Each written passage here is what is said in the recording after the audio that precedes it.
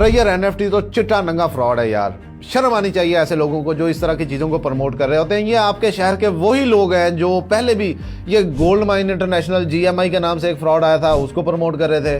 फिर ये gold chain वाला फ्रॉड आ गया, फिर उसको कर रहे थे।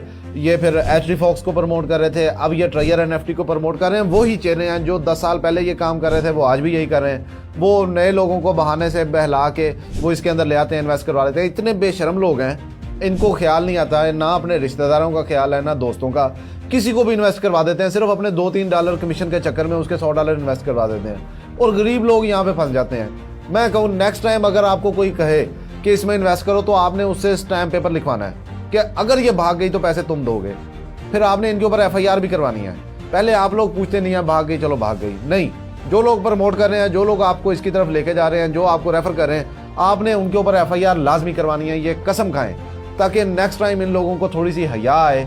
पता नहीं क्या मसला है इन लोगों को। पोंजी स्कीम तो पाकिस्तान में इस तरह से मतलब फैला देते हैं और ये चंद लोग होते हैं जो ज्यादा लोगों को घेर के ले जाते हैं। आपने इन लोगों को सबक सिखाना है इस मरतबा। नेक्स्ट वीडियो मैं फिर उस कंपनी के ऊपर बनाऊंगा जो आपने कमेंट में जिसका नाम बहुत ज्यादा लिखा हुआ है। मैं इंशाल्लाह ताला उसके भी एक या पांचा करूंगा। लीरो लीर।